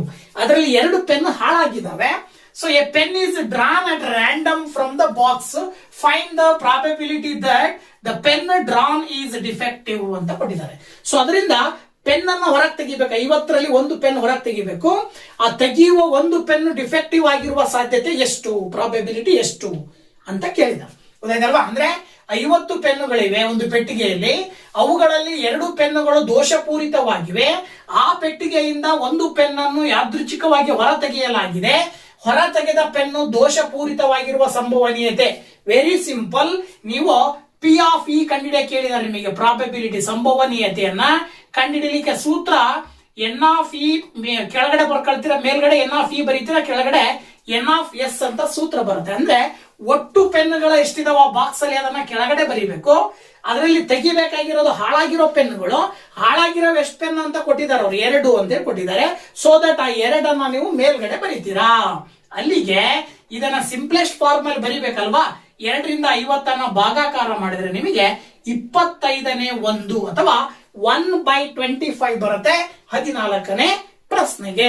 ಇನ್ನು 15ನೇ ಕ್ವಶನ್ ಅನ್ನ ನೋಡ್ರಿ. ಇಲ್ಲಿ ಇನ್ ದ ಗಿವನ್ ಫಿಗರ್ ಚಿತ್ರ ಕೊಟ್ಟಿದ್ದಾರೆ. ಈ ಚಿತ್ರದಲ್ಲಿ right the ratio of the corresponding sides of the triangles ABC and PQR. ಅಂದ್ರೆ ಕೊಟ್ಟಿರುವ ಚಿತ್ರದಲ್ಲಿ ಎಬಿಸಿ ಮತ್ತು PQR ತ್ರಿಭುಜಗಳ ಅನುರೂಪ ಬಾಹುಗಳ ಅನುಪಾತ ಅಂತ ಕೊಟ್ಟಿದ್ದಾರೆ. ಸೊ ಅನುರೂಪ ಬಾಹುಗಳಂದ್ರೆ ಯಾವುವು ಅಂದ್ರೆ, ಅನುರೂಪ ಬಾಹುಗಳು ಅಂತ ನಾವು ಹೇಳ್ಬೇಕು ಅಂತ ಹೇಳಿದ್ರೆ ಅಲ್ಲಿ ಕೋನಗಳನ್ನ ಕನ್ಸಿಡರ್ ತಗೊಳ್ಬೇಕಾಗತ್ತೆ. ಕೋನಗಳನ್ನ ಗಿವನ್ ಕೊಟ್ಟಿದ್ದಾರೆ, ಕೋನಗಳು ಸಮ ಅಂತ ಕೊಟ್ಟಿದ್ದಾರೆ. ಯಾವ್ದ್ಯಾವ್ದು ಸಮ ಅಂತ ಕೊಟ್ಟಿದ್ದಾರೆ ಅಂದ್ರೆ, ಕೋನ ಸಿ ಗೆ ಕೋನ ಪಿ ಸಮ ಅಂತ ಕೊಟ್ಟಿದ್ದಾರೆ, ಕೋನ ಎ ಗೆ ಕೋನ ಕ್ಯೂ ಸಮ ಅಂತ ಕೊಟ್ಟಿದ್ದಾರೆ. ಅಲ್ಲಿಗೆ ಎ ಸಿ ಮತ್ತೆ ಪಿ ಕ್ಯೂ ಕನ್ಸಿಡರ್ ಮಾಡಿದ್ರೆ ಎ ಸಿ ಗೆ ಕರೆಸ್ಪಾಂಡಿಂಗ್ ಸೈಡ್ ಯಾವ್ದಾಗತ್ತೆ, ಪಿ ಕ್ಯೂ ಆಗತ್ತೆ. ಎ ಸಿ ಗೆ ಕರೆಸ್ಪಾಂಡಿಂಗ್ ಸೈಡ್ ಯಾವ್ದಾಗತ್ತೆ, ಪಿ ಕ್ಯೂ ಆಗತ್ತೆ. ಅದೇ ರೀತಿ ಬಿ ಸಿ ಕನ್ಸಿಡರ್ ಮಾಡಿದ್ರೆ ಬಿ ಸಿ ನಲ್ಲಿ ಸಿ ಗೆ ಈಕ್ವಲ್ ಇರೋದು ಪಿ ಇರೋದ್ರಿಂದ ಪಿ ಆರ್ ಕನ್ಸಿಡರ್ ಮಾಡ್ತೀರಾ, ದಟ್ ಈಸ್ ಬಿ ಸಿ ಗೆ ಪಿ ಆರ್ ಆಗತ್ತೆ. ಅದೇ ರೀತಿನಲ್ಲಿ ಇನ್ನೊಂದು ಉಳಿದಿರೋದು ಯಾವುದು, ಎ ಪಿ ತಗೊಂಡ್ರೆ ಎ ಪಿ ಗೆ ಕರೆಸ್ಪಾಂಡಿಂಗ್ ಸೈಡ್ ಯಾವ್ದಾಗತ್ತೆ, ಎ ಪಿ ಗೆ ಕರೆಸ್ಪಾಂಡಿಂಗ್ ಸೈಡ್ ಕ್ಯೂ ಆರ್ ಅಂತ ಹೇಳಿ ನೀವು ಬರಿಬೇಕಾಗತ್ತೆ. ಅರ್ಥ ಆಯ್ತಲ್ವಾ? ಸೊ ಇದು 15ನೇ ಪ್ರಶ್ನೆಗೆ ಉತ್ತರ. ಇನ್ನು 16ನೇ ಕ್ವಶನ್, ಒಂದು ಅಂಕದ ಕೊನೆಯ ಪ್ರಶ್ನೆ ಏನ್ ಹೇಳ್ತಾ ಇದೆಯಪ್ಪ ಅಂತ ಹೇಳಿದ್ರೆ, A rectangular sheet of A paper measuring 40 cm into 22 cm is rolled to form a cylinder of height 40 cm. Find the radius of the cylinder ಅಂತ ಕೊಟ್ಟಿದ್ದಾರೆ. ಅಂದ್ರೆ 40 into 20 ಅಂತಕ್ಕಂಥದ್ದು ಈ ತರದ್ದು ಒಂದು ಶೀಟ್ ಇದೆ, ಗೊತ್ತಾಯ್ತಲ್ವಾ? ಈ ಶೀಟ್ ಅನ್ನ ರೌಂಡ್ ಆಗಿ ರೋಲ್ ಮಾಡ್ತಾ ಇದ್ದಾರೆ. ಅಂದ್ರೆ ಹೈಟ್ 40 ಸೆಂಟಿಮೀಟರ್ ಇದೆ, ಇದು 22 ಸೆಂಟಿಮೀಟರ್ ಇದೆ. ಇದನ್ನ ಹಿಂಗೆ ರೋಲ್ ಮಾಡಿದ್ರು ಅಂತ ಹೇಳಿದ್ರೆ ಆ ಸಿಲಿಂಡರಿನ ಹೈಟ್ 40 ಸೆಂಟಿಮೀಟರ್ ಆಗುತ್ತೆ. ಅಂದ್ಮೇಲೆ ಈ ಒಂದು 22 ಸೆಂಟಿಮೀಟರ್ ಅನ್ನೋದು ಏನಾಗುತ್ತೆ, ಆ ಒಂದು ಸಿಲಿಂಡರಿನ ಏನು ಬೇಸ್ ಏನಿದೆಯಲ್ಲ, ಪಾದ, ಸಿಲಿಂಡರಿನ ಪಾದ ವೃತ್ತಾಕಾರವಾಗಿ ಏನ್ ಬರುತ್ತೆ, ಆ ವೃತ್ತಾಕಾರದ ಪರಿಧಿಯನ್ನ ನಾವು ಇಲ್ಲಿ 22 ಸೆಂಟಿಮೀಟರ್ ಅಂತ ತಗೊಳ್ಬೇಕು. ಅದನ್ನು ತಗೊಂಡು ಅದರ ತ್ರಿಜ್ಯವನ್ನ ಕಂಡುಹಿಡಿಯಬಹುದು. ಇದರ ಆಧಾರದ ಮೇಲೆ ಸಿ ಇಸ್ ಈಕ್ವಲ್ ಟು ಸೂತ್ರ ನಮಗೆ ಗೊತ್ತು 2πr ಅಂತ ಹೇಳಿ. ಸೊ ಸಿ ನ ಬೆಲೆಯನ್ನ ನೀವು 22 ಅಂತ ಕನ್ಸಿಡರ್ ಮಾಡಿದ್ರೆ 2 ಇಂಟು 22 ಬಾರ್ 7 ಇಂಟು 6 ಅಂತ ತಗೊಂಡ್ರೆ 22 ಕ್ಯಾನ್ಸಲ್ ಆಗುತ್ತೆ. ಈ 2 ಬಾರ್ 7 ಇದು ಈಕ್ವಲ್ ಇಂದ ಈ ಕಡೆ ಬಂದ್ರೆ 7 ಬಾರ್ 2 ಆಗತ್ತೆ. ಇದು ತ್ರಿಜ್ಯಕ್ಕೆ ಸಮ ಇರುತ್ತೆ. ಅಂದ್ರೆ ಅದರ ಅರ್ಥ 2 ರಿಂದ 7 ಭಾಗಾಕಾರ ಮಾಡಿದ್ರೆ ರೇಡಿಯಸ್ ಸಿಗುತ್ತೆ ನಿಮಗೆ 3.5 ಸೆಂಟಿಮೀಟರ್ ಏನಾಗಿರುತ್ತೆ, ಆ ಒಂದು ಸಿಲಿಂಡರಿನ ತ್ರಿಜ್ಯ ಆಗಿರುತ್ತೆ. 40 ಇಂಟು 22 ಸೆಂಟಿಮೀಟರ್ ಇರುವಂತಹ ಒಂದು ರೆಕ್ಟಾಂಗ್ಯುಲರ್ ಶೀಟ್ ಅನ್ನ ಕ್ಲೀನ್ ಆಗಿ ಈ ರೀತಿ ಮಡಚಿಬಿಟ್ಟು ರೋಲ್ ಮಾಡಿಬಿಟ್ಟು ಸಿಲಿಂಡರ್ ಫಾರ್ಮೇಶನ್ ಮಾಡಿದೀವಿ ಅಂದ್ರೆ ಆ ಸಿಲಿಂಡರಿನ ತ್ರಿಜ್ಯ ಎಷ್ಟಿರುತ್ತೆ, 3.5 ಸೆಂಟಿಮೀಟರ್ ಇರುತ್ತೆ. ಓಕೆನಾ? ಓಕೆ, ಇನ್ನ 2 ಅಂಕದ ಪ್ರಶ್ನೆಗಳನ್ನ ನೋಡ್ತಾ ಹೋಗೋಣ. ಸೊ 2 ಅಂಕದ ಮೊದಲನೇ ಕ್ವಶನ್ ಸಾಮಾನ್ಯವಾಗಿ ಇದೇ ಪ್ರಶ್ನೆ ಇರುತ್ತೆ. ಬೋರ್ಡ್ ಎಕ್ಸಾಮ್ಗೂ ಕೂಡ ಈ ತರದ ಪ್ರಶ್ನೆ 100% ಬರುತ್ತೆ. ಈ ತರದ ಪ್ರಶ್ನೆ ಯಾವುದೇ ಕೊಡ್ಲಿ, ಇಲ್ಲಿ ಸಂಖ್ಯೆಗಳನ್ನು ಏನೇ ಚೇಂಜ್ ಮಾಡಿದ್ರು ಇದಿಷ್ಟನ್ನು ನೀವು ಪ್ರಾಕ್ಟೀಸ್ ಮಾಡಿ ಸುಲಭವಾಗಿ 2 ಅಂಕವನ್ನ ಪಡಿತೀರಾ. ಪ್ರಶ್ನೆ ತುಂಬಾ ಸಿಂಪಲ್ ಆಗಿದೆ. Prove that 5 + √3 is an irrational number. Very simple ಆಗಿ ನೀವು ಸ್ಟೆಪ್ ಬೈ ಸ್ಟೆಪ್ ಪಾಯಿಂಟ್ ಗಳನ್ನ ನೆನ್ಪಿಟ್ಕೊಳ್ರಿ. ಏನಪ್ಪಾ ಅಂತ ಹೇಳಿದ್ರೆ ನೋಡಿ, ಇಲ್ಲಿ ಮೊದಲನೇದಾಗಿ let us assume that 5 + √3 is rational. 5 + √3 ಅನ್ನೋದು ಒಂದು ರ್ಯಾಷನಲ್ ನಂಬರ್ ಅಂತ ಜಸ್ಟ್ ಊಹೆ ಮಾಡ್ಕೊಳ್ಳಿ. ಗೊತ್ತಾಯ್ತಲ್ವಾ? ಕನ್ನಡ ಮೀಡಿಯಂ ಅಲ್ಲಿ 5 + √3 ಒಂದು ಭಾಗಲಬ್ಧ ಸಂಖ್ಯೆ ಎಂದು ಊಹಿಸಿ. ಅದನ್ನು ಊಹಿಸಿದ ಮೇಲೆ ಭಾಗಲಬ್ಧ ಸಂಖ್ಯೆಯ ಮೂಲ ರೂಪ a/b ಆಗಿರುತ್ತೆ. ಇದರ ಆಧಾರದ ಮೇಲೆ 5 + √3 ಅನ್ನೋದು a/b ಅಂತ ಹೇಳಿ ಈಕ್ವಲ್ ಅಂತ ಕನ್ಸಿಡರ್ ಮಾಡ್ತೀವಿ. ಇದರಲ್ಲಿ a ಅಂಡ್ b ಅನ್ನ ನಾವು ಕೋ ಪ್ರೈಮ್ಸ್ ಅಂತ ಕರಿತೀವಿ, ಅಂದ್ರೆ ಸಹ ಅವಿಭಾಜ್ಯ ಸಂಖ್ಯೆಗಳು. ಇದರ ಜೊತೆಗೆ b ನ ವ್ಯಾಲ್ಯೂ 0 ಆಗಿರೋ ಹಾಗಿಲ್ಲ, ಇದು ಕಂಡೀಷನ್. ಇದರ ಆಧಾರದ ಮೇಲೆ ಈಗ ನೀವು 5 ಅನ್ನ ಈಕ್ವಲ್ ಇಂದ ಆ ಕಡೆ ಕಳಿಸಿದ್ರೆ -5 ಆಗತ್ತೆ. ಈಗ b ಗೆ ಮತ್ತೆ 5ಕ್ಕೆ ಎಲ್ಸಿಎಂ ತಗೊಂಡ್ರೆ b ಮತ್ತೆ 1ಕ್ಕೆ b ಎಲ್ಸಿಎಂ ಬಂದ್ರೆ a - 5b ಮೇಲ್ಗಡೆ ಉಳ್ಕೊಳ್ಳುತ್ತೆ. ಇದನ್ನ ಸ್ವಲ್ಪ ಅಬ್ಸರ್ವ್ ಮಾಡಿದ್ರೆ ಇದು ಎಡಭಾಗ, ಇದು ಬಲಭಾಗ ಅಂತ ಕನ್ಸಿಡರ್ ಮಾಡಿದ್ರೆ ಈ ರೈಟ್ ಸೈಡ್ ಅಲ್ಲಿ ಇರ್ತಕ್ಕಂಥ a - 5b/b ಅನ್ನೋದು ಒಂದು ರ್ಯಾಷನಲ್ ಅಂತ ನಾವು ಇಲ್ಲಿ ಕೋ ಪ್ರೈಮ್ ಆಧಾರದ ಮೇಲೆ ಹೇಳ್ತಾ ಇದೀವಿ. a ಮತ್ತೆ b ಅಂತಕ್ಕಂಥವು ಕೋ ಪ್ರೈಮ್ಸ್ ಅಲ್ಲಿ ಇದಾವೆ ಅಂದ್ರೆ ಅವು ಸಹ ಅವಿಭಾಜ್ಯಗಳನ್ನ ಹೊಂದಿದಾವೆ ಅಂದ್ರೆ ಅದು ರ್ಯಾಷನಲ್ ನಂಬರ್ ಆಗಿರುತ್ತೆ. ಆದರೆ ಎಡಭಾಗದಲ್ಲಿ √3 ಇದೆ. ಸೊ ಮ್ಯಾಥಮೆಟಿಕಲಿ ನಮಗೆ ಗೊತ್ತಿದೆ √3 ಅನ್ನೋದು ಒಂದು ಇರ್ಯಾಷನಲ್ ನಂಬರ್. ಸೊ ಎಡಭಾಗದಲ್ಲಿ ಇರ್ಯಾಷನಲ್ ನಂಬರ್ ಇದೆ, ಬಲಭಾಗದಲ್ಲಿ ರ್ಯಾಷನಲ್ ನಂಬರ್ ಇದೆ ಅಂದ್ರೆ ಇದು ಅಸಾಧ್ಯ. ಅಂದ್ರೆ ನಾವು ಊಹೆ ಮಾಡ್ಕೊಂಡಿರ್ತಕ್ಕಂಥದ್ದು ತಪ್ಪಾಗಿದೆ ಅಂತೇಳಿ ಹೇಳ್ತದೆ. ಸೊ ಇದರ ಆಧಾರದ ಮೇಲೆ we know that √3 is an irrational, so that LHS is not equal to RHS, so that our assumption is wrong. 5 + √3 is irrational ಅಂತೇಳಿ ನೀವು ಬರಿಬೇಕಾಗತ್ತೆ. ಇದೇ ರೀತಿ ಕನ್ನಡ ಮೀಡಿಯಂ ನಲ್ಲೂ ಕೂಡ √3 = a - b A by B -5 ಬರ್ತದೆ. √3 ಇಸ್ ಈಕ್ವಲ್ ಟು ಬಿ 5 ಮತ್ತೆ B ಮತ್ತೆ 1ಕ್ಕೆ ಲಾಸ ತಗೊಂಡಾಗ a -5b divided by B ಬರ್ತದೆ. ಇಲ್ಲೂ ಕೂಡ ಬಲಭಾಗದಲ್ಲಿರುವ a -5b divided by B ಅನ್ನೋದ್ರಲ್ಲಿ a ಮತ್ತೆ b ಅನ್ನುವಂತ ಪದಗಳು ಬಂದಿದಾವೆ ಅಂತ ಹೇಳಿದ್ರೆ ಅವುಗಳು ಸಹ ಅವಿಭಾಜ್ಯಗಳಾಗಿರೋದ್ರಿಂದ a -5b divided by B ಅನ್ನೋದು ಕೂಡ ಒಂದು ಭಾಗಲಬ್ಧ ಸಂಖ್ಯೆ ಆಗಿರುತ್ತೆ. ಆದರೆ ಎಡಭಾಗದಲ್ಲಿ √3 ಇರೋದ್ರಿಂದ ಈ √3 ಒಂದು ಅಭಾಗಲಬ್ಧ ಸಂಖ್ಯೆ ಅನ್ನೋದು ನಮಗೆ ಗೊತ್ತಿರ್ತಕ್ಕಂಥದ್ದು.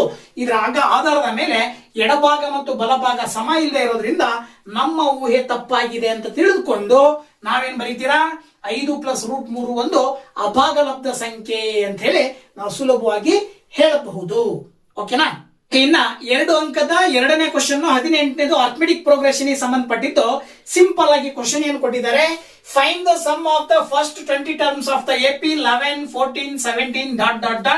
Using formula. ಅಂದರೆ 11, 14, 17 ಈ ಸಮಾಂತರ ಶ್ರೇಣಿಯ ಮೊದಲ 20 ಪದಗಳ ಮೊತ್ತವನ್ನು ಕಂಡುಹಿಡಿಯಿರಿ. Very simple.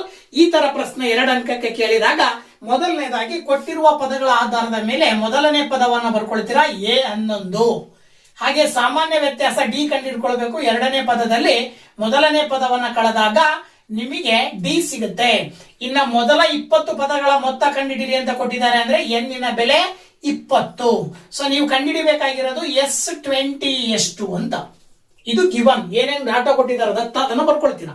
ಇದರ ಆಧಾರದ ಮೇಲೆ ಮೊತ್ತ ಕಂಡುಹಿಡಿಯಲಿಕ್ಕೆ ಬಳಸುವಂತ ಸೂತ್ರ ಬಂದು SN = n/2 into 2a + n - 1 into D ಅಂತ ಹೇಳ್ತೀವಿ.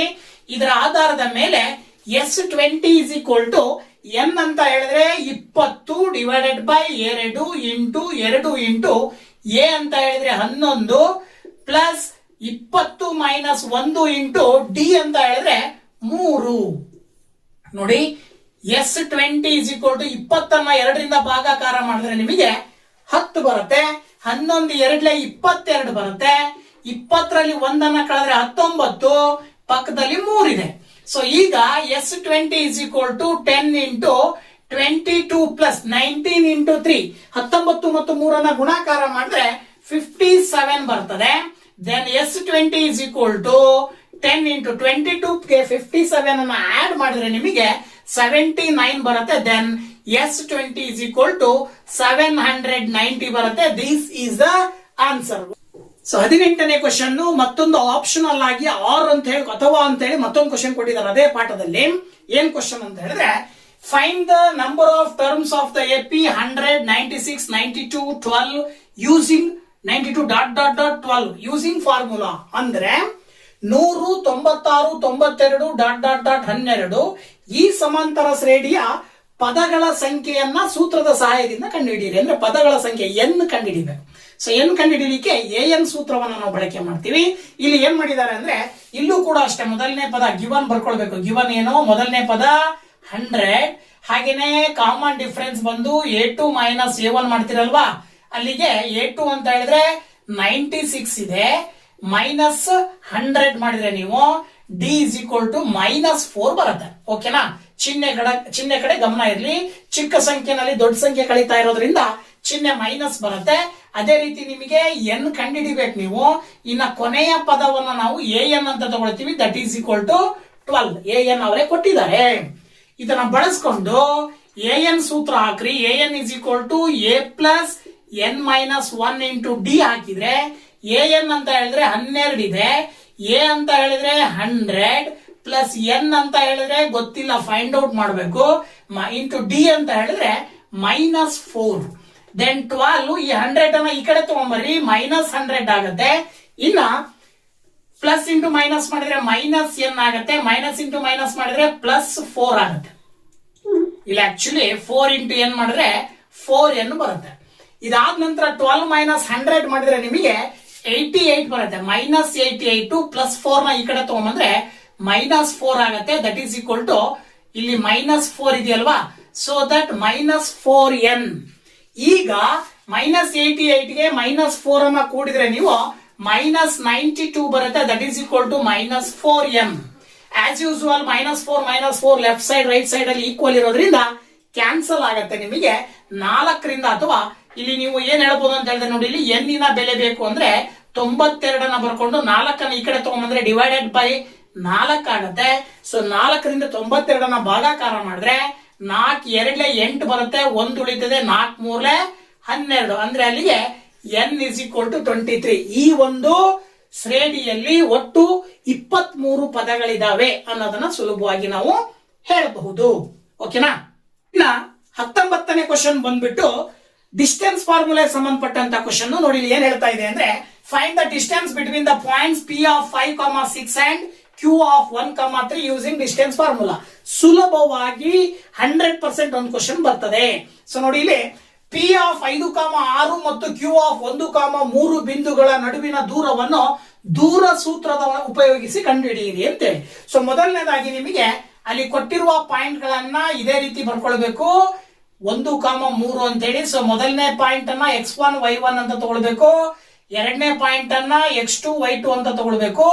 ಇದಾದ ನಂತರ ಸೂತ್ರ ಬಂದ್ಬಿಟ್ಟು PQ is equal to square root of x2 minus x1 whole square plus y2 minus y1 whole square ಅನ್ನೋದು ದೂರ ಸೂತ್ರ ಅಂದ್ರೆ ಡಿಸ್ಟೆನ್ಸ್ ಫಾರ್ಮುಲಾ ಅಂತ ಹೇಳ್ತೀವಿ ನಾವು.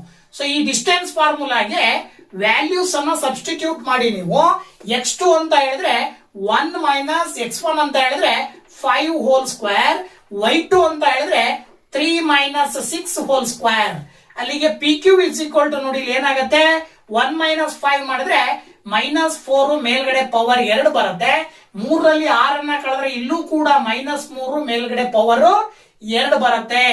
ಇನ್ನ PQ is equal to 4ರ ವರ್ಗ ಮಾಡಿದ್ರೆ ಮೈನಸ್ ಇಂಟು ಮೈನಸ್ ಪ್ಲಸ್ ಬರುತ್ತೆ. 4 ಇಂಟು 4 ಮಾಡಿದ್ರೆ 16 ಬರುತ್ತೆ. ಅದೇ ರೀತಿ 3 ಮೈನಸ್ ಇಂಟು ಮೈನಸ್ ಮಾಡಿದ್ರೆ ಪ್ಲಸ್ ಬರುತ್ತೆ. 3 ಇಂಟು 3 ಮಾಡಿದ್ರೆ 9 ಬರುತ್ತೆ. ಸೊ ಈಗ PQ ನ ವ್ಯಾಲ್ಯೂ ಬಂದ್ಬಿಟ್ಟು √25 ಬರುತ್ತೆ.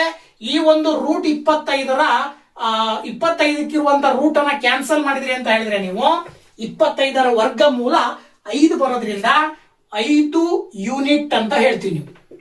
ಅಂದ್ರೆ 5 ಮಾನಗಳು ಅಂತ ಹೇಳಿ ಕನ್ನಡದಲ್ಲಿ ಬರಿಬೇಕಾಗತ್ತೆ. 5 ಮಾನಗಳು ಅಂತಕ್ಕಂಥದ್ದು ಸರಿಯಾದ ಉತ್ತರ. ಇದಾದ ನಂತರ 20ನೇ ಕ್ವಶನ್ ಬಂದ್ಬಿಟ್ಟು ಟ್ರಿಗ್ನೋಮೆಟ್ರಿಕ್ ಸಂಬಂಧಪಟ್ಟ ಹಾಗೆ ಕೊಟ್ಟಿದ್ದಾರೆ. ಕೊಟ್ಟಿರುವ ಚಿತ್ರದಲ್ಲಿ sin c plus cos a ನ ಬೆಲೆ ಕಂಡು ಹಿಡಿಯಿರಿ. ಅಂದ್ರೆ ಇನ್ the given figure find the value of sin c plus cos a. ನೀವೇನೇ ಕಂಡುಹಿಡಿಬೇಕು ಅಂತ ಹೇಳಿದ್ರು sin ಥೀಟಾ ಮತ್ತೆ cos ಥೀಟಾಗೆ ರೇಷಿಯೋ ಬರ್ತದೆ. Opposite by hypotenuse, adjacent by hypotenuse ಅಂತ ಹೇಳಿದ್ರೆ ಆಧಾರದ ಮೇಲೆ ವಿಕರ್ಣದ ಬೆಲೆಯನ್ನ ಎಸಿಯ ಬೆಲೆಯನ್ನ ಮೊದಲು ಕಂಡುಹಿಡ್ಕೊಳ್ಬೇಕು. ಇದು ಲಂಬಕೋನ ತ್ರಿಭುಜ ಅಂತ ಹೇಳಿದ್ರೆ ಪೈಥಾಗೋರಸ್ ನ ಪ್ರಮೇಯದ ಆಧಾರದ ಮೇಲೆ ಸೂತ್ರವನ್ನ ಹಾಕಿದಾಗ AC square is equal to AB square plus BC square ಸೂತ್ರ. AC square is equal to AC ನ ಬೆಲೆ ಕಂಡುಹಿಡಿತಾ ಇದ್ದೀರಾ. AB ಸ್ಕ್ವೇರ್ ಅಂತ ಹೇಳಿದ್ರೆ 1ರ ವರ್ಗ, BC ಸ್ಕ್ವೇರ್ ಅಂದ್ರೆ √3ರ ವರ್ಗ. ಈಗ ಏನಾಗುತ್ತೆ 1ರ ವರ್ಗ 1 ಬರುತ್ತೆ, 3ರ ವರ್ಗ ಸ್ಕ್ವೇರ್ ರೂಟ್ ಕ್ಯಾನ್ಸಲ್ ಆಗಿ 3 ಉಳ್ಕೊಳ್ಳುತ್ತೆ. AC ಸ್ಕ್ವೇರ್ ಅಂದ್ರೆ 4, AC ಗೆ ಸ್ಕ್ವೇರ್ ಕ್ಯಾನ್ಸಲ್ ಮಾಡಿದ್ರೆ 4ಕ್ಕೆ ರೂಟ್ ಬರುತ್ತೆ. ಸೊ ದಟ್ AC ನ ಬೆಲೆ 2 ಬರ್ತದೆ. ಸೊ AC ಯ ಬೆಲೆ ಎಷ್ಟು ಬಂತು ಈಗ 2. ಈಗ ನಿಮಗೆ ಕೇಳಿರೋದು sin c plus cos a ನ ಬೆಲೆ ಏನು ಅಂತ ಕೇಳಿದ್ದಾರೆ. ಸೊ sin c ಅಂತ ಹೇಳಿದ್ರೆ ಸಪೋಸ್ ಇದನ್ನ ನೀವು ಥೀಟಾ ಅಂತ ಕನ್ಸಿಡರ್ ಮಾಡಿದ್ರೆ ಟ್ರಿಗ್ನೋಮೆಟ್ರಿಕ್ ರೇಷಿಯೋ ಪ್ರಕಾರ sin ಥೀಟಾ ಅಂದ್ರೆ ಏನು, ಅಪೋಸಿಟ್ ಬೈ ಹೈಪಾಟಿನಸ್. ಅಪೋಸಿಟ್ ಅಂದ್ರೆ ಯಾವ್ದಾಗತ್ತೆ AB ಡಿವೈಡೆಡ್ ಬೈ ಹೈಪಾಟಿನಸ್ ಅಂತ ಹೇಳಿದ್ರೆ AC. ಅದೇ ರೀತಿನಲ್ಲಿ cos ಥೀಟಾ ಅಂತ ಹೇಳಿದ್ರೆ ಅಡ್ಜಸೆಂಟ್. cos a ಅಂತ ಅಂದ್ರೆ ಇದನ್ನ ಥೀಟಾ ಅಂತ ತಗೊಳ್ಬೇಕು. ಈಗ ಇದನ್ನ ಥೀಟಾ ಅಂತ ತಗೊಂಡ್ರೆ ಇದು ಅಡ್ಜಸೆಂಟ್ ಆಗುತ್ತೆ, ಇದು ಹೈಪಾಟಿನಸ್ ಆಗುತ್ತೆ. ಈಗಲೂ ಕೂಡ AB ಡಿವೈಡೆಡ್ ಬೈ AC ನೇ ಬರುತ್ತೆ. ಅಲ್ಲಿಗೆ AB ನ ವ್ಯಾಲ್ಯೂ 1, AC ನ ವ್ಯಾಲ್ಯೂ 2 ಪ್ಲಸ್ ಮತ್ತೆ AB ನ ವ್ಯಾಲ್ಯೂ 1, AC ನ value 2.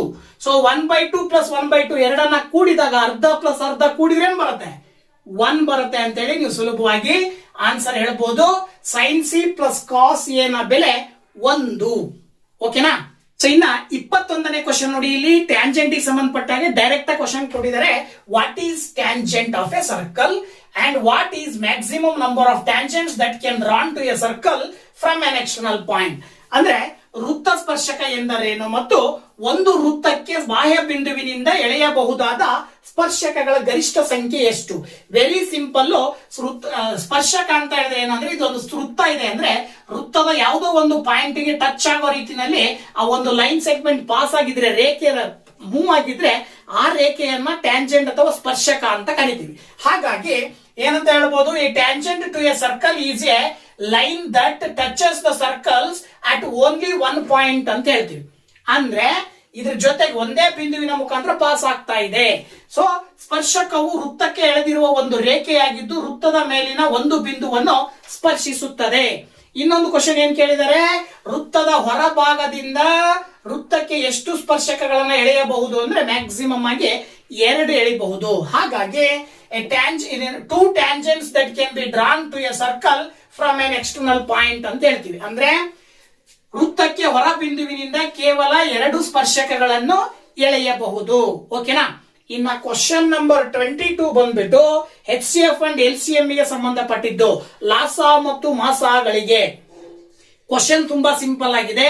ಕೊಟ್ಟಿರೋದೇನು, product of HCF and LCM of two numbers is 2016. If one of the numbers is 42, then find the other number ಅಂತ ಕೊಟ್ಟಿದ್ದಾರೆ. ಜೊತೆಗೆ also find HCF of these two numbers by prime factorisation method. ಅಂದ್ರೆ 2 ಸಂಖ್ಯೆಗಳ ಮಾಸ ಮತ್ತು ಲಾಸಾಗಳ ಗುಣಲಬ್ಧ 2016 ಆಗಿದೆ. ಅವುಗಳಲ್ಲಿ ಒಂದು ಸಂಖ್ಯೆ 42 ಆದರೆ ಇನ್ನೊಂದು ಸಂಖ್ಯೆಯನ್ನು ಕಂಡು ಹಿಡಿಯಿರಿ. ಜೊತೆಗೆ ಆ 2 ಸಂಖ್ಯೆಗಳ ಮಾಸವನ್ನು ಅವಿಭಾಜ್ಯ ಅಪವರ್ತನ ವಿಧಾನದಿಂದ ಕಂಡು ಹಿಡಿಯಿರಿ. ನಿಮಗೆ ಗೊತ್ತಿರುವಂತೆ ಏನೋ A into B is equal to H into L ಅಂತಕ್ಕಂಥದ್ದು ಸೂತ್ರ. ಅಂದ್ರೆ 2 ಸಂಖ್ಯೆಗಳ ಗುಣಲಬ್ಧವು ಆ 2 ಸಂಖ್ಯೆಗಳ ಲಾಸ ಮತ್ತು ಮಾಸಗಳ ಗುಣಲಬ್ಧಕ್ಕೆ ಸಮ ಇರುತ್ತದೆ. ಇದರ ಆಧಾರದ ಮೇಲೆ ಅವರೇ ಕೊಟ್ಟಿದ್ದಾರೆ ಒಂದು ಸಂಖ್ಯೆಯನ್ನ, ಇನ್ನೊಂದು ಸಂಖ್ಯೆ ನೀವು ಕಂಡುಹಿಡಿಯಬೇಕು. 2 ಸಂಖ್ಯೆಗಳ ಲಾಸ ಮತ್ತು ಮಾಸಗಳ ಗುಣಲಬ್ಧ 2016 ಅಂತ ಅವರೇ ಕೊಟ್ಟಿದ್ದಾರೆ. ಅಲ್ಲಿಗೆ 2016 ಈ 42 ಈಕ್ವಲ್ ಇಂದ ಆ ಕಡೆ ಕಳಿಸಿದ್ರೆ ಡಿವೈಡೆಡ್ ಬೈ 42 ಆಗತ್ತೆ. ಸುಲಭವಾಗಿ ಈಗ ನೀವು 42ರಿಂದ 2016 ಭಾಗಾಕಾರ ಮಾಡಿದ್ರಿ ಅಂದ್ರೆ ಬಿ ನ ವ್ಯಾಲ್ಯೂ ಸಿಗುತ್ತೆ ಎಷ್ಟು? 48. ಓಕೆನಾ? ಈಗ ಈ 2 ಸಂಖ್ಯೆಗಳ ಮಾಸ ಕಂಡುಹಿಡಿಬೇಕು. ಅದು ಪ್ರೈಮ್ ಫ್ಯಾಕ್ಟರೈಸೇಷನ್ ಅಂದ್ರೆ ಅವಿಭಾಜ್ಯ ಅಪವರ್ತನ ವಿಧಾನದಿಂದ. ಸೊ ನೋಡಿ, ಇಲ್ಲಿ 42ರ ಅಪವರ್ತನ ಮತ್ತು 48ರ ಅಪವರ್ತನಗಳನ್ನ ಬರೆಯೋದಾದ್ರೆ 42ನ ಅವಿಭಾಜ್ಯ ಅಪವರ್ತನ ಮಾಡಿದಾಗ ನೋಡಿ, ಇಲ್ಲಿ 2 2 4, 2 1 2. ಇನ್ನ 2ರಿಂದ ಭಾಗ ಆಗಲ್ಲ, ಅದು 3ರಿಂದ ಭಾಗ ಆಗತ್ತೆ. 3 7 21. ನೆಕ್ಸ್ಟ್ 7 1 7. 42ರ ಅಪವರ್ತನಗಳನ್ನ ನೀವು ಬರಿತಾ ಹೋದ್ರೆ 2 ಇಂಟು 3 ಇಂಟು 7 ಬರುತ್ತೆ. ಇದ್ರ ಜೊತೆಗೆ 48ಅನ್ನ ನೀವು ಅವಿಭಾಜ್ಯ ಅಪವರ್ತನ ಮಾಡಿದ್ರಿ ಅಂದ್ರೆ ಪ್ರೈಮ್ ಫ್ಯಾಕ್ಟರೈಸೇಷನ್ ಮಾಡಿದ್ರಿ ಅಂತ ಹೇಳಿದ್ರೆ ನೋಡಿ, ಇಲ್ಲಿ 2 2 4, 2 4 8. ಜೊತೆಗೆ 2 1 2 2 2 6 2 3. ಇನ್ನ ಕೊನೆಯದಾಗಿ 3 1. ಅಲ್ಲಿಗೆ 2 4 ಬಂದಿದಾವೆ, ಜೊತೆಗೆ ಒಂದು 3 ಇದೆ. ಸೊ ಅಲ್ಲಿಗೆ HCF ಈ 2 ಸಂಖ್ಯೆಗಳ ಮಾಸ ಏನ್ ಬರುತ್ತೆ ಅಂತ ನೋಡೋದಾದ್ರೆ, ಮಾಸ ಅಂದ್ರೆ ಏನು, 2ರಲ್ಲೂ ಕಾಮನ್ ಆಗಿರುವಂತಹ ಫ್ಯಾಕ್ಟರ್ಸ್ ಅಪವರ್ತನಗಳನ್ನ ನೋಡ್ತಾ ಹೋದಾಗ ಇಲ್ಲೂ 2 ಇದೆ, ಇಲ್ಲೂ 2 ಇದೆ, ಜೊತೆಗೆ ಇಲ್ಲೂ 3 ಇದೆ, ಇಲ್ಲೂ 3 ಇದೆ.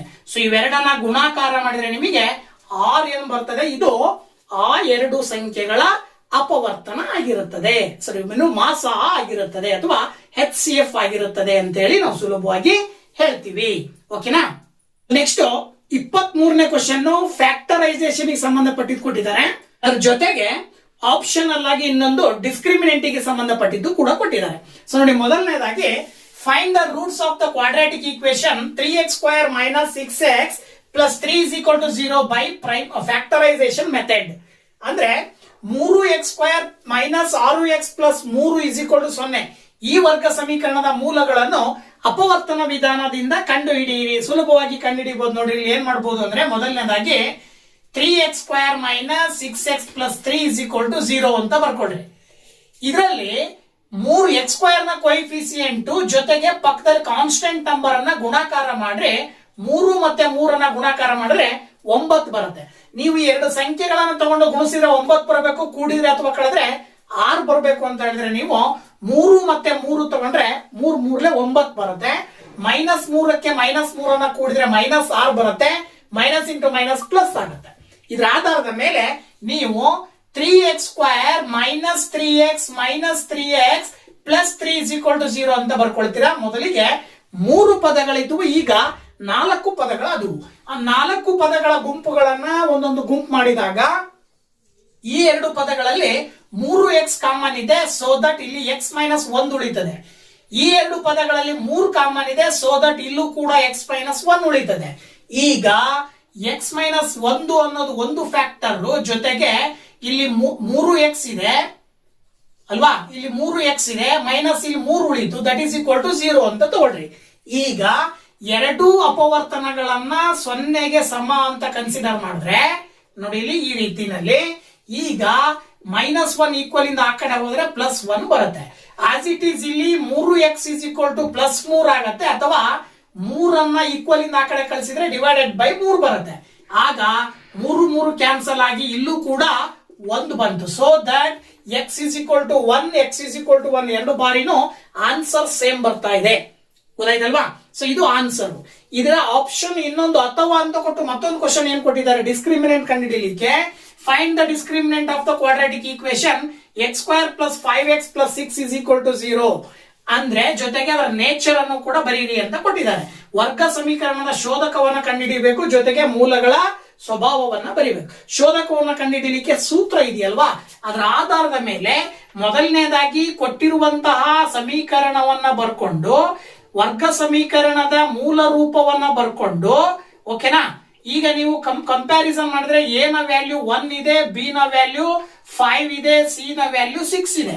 ಸೊ ಡೆಲ್ಟಾ ಅಂತ ಹೇಳಿದ್ರೆ ಡಿಸ್ಕ್ರಿಮಿನೆಂಟ್ ಅಂತ ಕರಿತೀವಿ. ಡಿಸ್ಕ್ರಿಮಿನೆಂಟಿನ ಸೂತ್ರ ಬಂದ್ಬಿಟ್ಟು b² - 4ac ಅಂತ ಹೇಳಿ, ಅಲ್ಲಿಗೆ 5² - 4 × 1 × 6, ಅಲ್ಲಿಗೆ 5 5 25 - 4 24 × 1 ಮಾಡಿದ್ರೆ 24 ಬರುತ್ತೆ. ಸುಲಭವಾಗಿ ನೀವು 25ರಲ್ಲಿ 24ಅನ್ನ ಕಳೆದ್ರೆ ಅವಾಗ 1 ಬರುತ್ತೆ. ಸೊ ಡೆಲ್ಟಾದ ಬೆಲೆ 1 ಬಂದಿದೆ ಅಂದ್ರೆ ಅದರ ಅರ್ಥ ಅದು ಡೆಲ್ಟಾ 0ಗಿಂತ ದೊಡ್ಡದಾಗಿದೆ. ಸೊ ಯಾವಾಗ ಡೆಲ್ಟಾದ ಬೆಲೆ 0ಗಿಂತ ದೊಡ್ಡದಾಗಿರುತ್ತೋ ಆಗ ಮೂಲಗಳು ಏನಾಗಿರ್ತವೆ, ವಾಸ್ತವ ಮತ್ತು ವಿಭಿನ್ನವಾಗಿರ್ತವೆ. So that roots are real and distinct ಅಂತ ಬರೀಬೇಕಾಗತ್ತೆ. ಓಕೆನಾ? Roots are real and distinct ಅಂದ್ರೆ ಮೂಲಗಳು ವಾಸ್ತವ ಮತ್ತು ವಿಭಿನ್ನ ಅಂತೇಳಿ ಆನ್ಸರ್ನ ಬರಿತೀರಾ. ಓಕೆನಾ? ಮೂಲಗಳು ವಾಸ್ತವ ಮತ್ತು ವಿಭಿನ್ನ. ಓಕೆನಾ? 2 ಅಂಕದ ಕೊನೆಯ ಕ್ವಶನ್ 24ನೇದು ಎಲಿಮಿನೇಷನ್ ಮೆಥಡ್ ಅಲ್ಲಿ x ಮತ್ತೆ y ನ ಬೆಲೆಯನ್ನ ಕಂಡುಹಿಡಿಯಲಿಕ್ಕೆ ಸಂಬಂಧಪಟ್ಟಿರೋದು. ಸಾಮಾನ್ಯವಾಗಿರುವಂತಹ ಒಂದು ಕ್ವಶನ್. ಸೊ ನೋಡಿ, ಕ್ವಶನ್ ಬಂದ್ಬಿಟ್ಟು solve the given peer of linear equation by elimination method. ಕೊಟ್ಟಿರುವ ರೇಖಾತ್ಮಕ ಸಮೀಕರಣಗಳ ಜೋಡಿಯನ್ನು ವರ್ಜಿಸುವ ವಿಧಾನದಿಂದ ಬಿಡಿಸಿ ಅಂತೇಳಿ. ಸೊ ಬಿಡಿಸಬೇಕಾದ್ರೆ ಮೊದಲನೇದಾಗಿ ಕೊಟ್ಟಿರುವ ಸಮೀಕರಣಗಳನ್ನ 1 ಮತ್ತು 2 ಅಂತ ಬರ್ಕೊಳ್ಬೇಕು. ಆ 1 ಮತ್ತು 2 ಸಮೀಕರಣಗಳನ್ನ ಅಬ್ಸರ್ವ್ ಮಾಡಿದಾಗ y ನ ಸಹಗುಣಕಗಳು ಎರಡೂ ಸಮ ಇದಾವೆ, ಜೊತೆಗೆ ಚಿಹ್ನೆಗಳು ಅದಲು ಬದಲಾಗಿದೆ. ಒಂದಕ್ಕೆ ಚಿಹ್ನೆ ಪ್ಲಸ್ ಇದೆ, ಒಂದಕ್ಕೆ ಚಿಹ್ನೆ ಮೈನಸ್ ಇದೆ. ಸೊ ಈ ರೀತಿ ನಾನು ಹಿಂದಿನ ವಿಡಿಯೋದಲ್ಲಿ ತಿಳಿಸಿದ್ದೀನಿ. ಎರಡೂ ಸಹಗುಣಕಗಳು ಸಮ ಇದ್ದು, ಕೋಎಫಿಷಿಯಂಟ್ ಸೇಮ್ ಇದ್ದು, ಸೈನ್ ಬೇರೆ ಬೇರೆ ಇದ್ರೆ ಈಕ್ವೇಶನ್ 1 ಮತ್ತು 2ಅನ್ನ ಕೂಡಬೇಕು, ಅಡಿಷನ್ ಮಾಡಬೇಕು ಅಂತ ಹೇಳಿ ಅದ್ರ ಪ್ರಕಾರ ಆಡಿಂಗ್ ಈಕ್ವೇಶನ್ ನಂಬರ್ 1 and 2 ಅಂತ ತಗೊಳ್ತೀವಿ. ಅಂದ್ರೆ 1 ಮತ್ತು 2ಅನ್ನು ಕೂಡಿದಾಗ, 1 ಮತ್ತು 2ಅನ್ನು ಕೂಡಿದಾಗ ನೋಡಿ ಇಲ್ಲಿ 2x + y = 8, 3x - y = 7. ಕೂಡಬೇಕು ಅಂತ ಹೇಳಿದ್ರೆ 2ಕ್ಕೆ 3 ಕೂಡ್ತೀರಾ 5x ಬರುತ್ತೆ. 1 + y 1 - y ಇರೋದ್ರಿಂದ ಕ್ಯಾನ್ಸಲ್ ಆಗತ್ತೆ. 8ಕ್ಕೆ 7ಅನ್ನ ಕೂಡಿದ್ರಿ ಅಂದ್ರೆ 15 ಬರುತ್ತೆ. 5ರಿಂದ 15ಅನ್ನ ಭಾಗಾಕಾರ ಮಾಡಿದ್ರಿ ಅಂದ್ರೆ 3 ಬರುತ್ತೆ. So that is the value of x.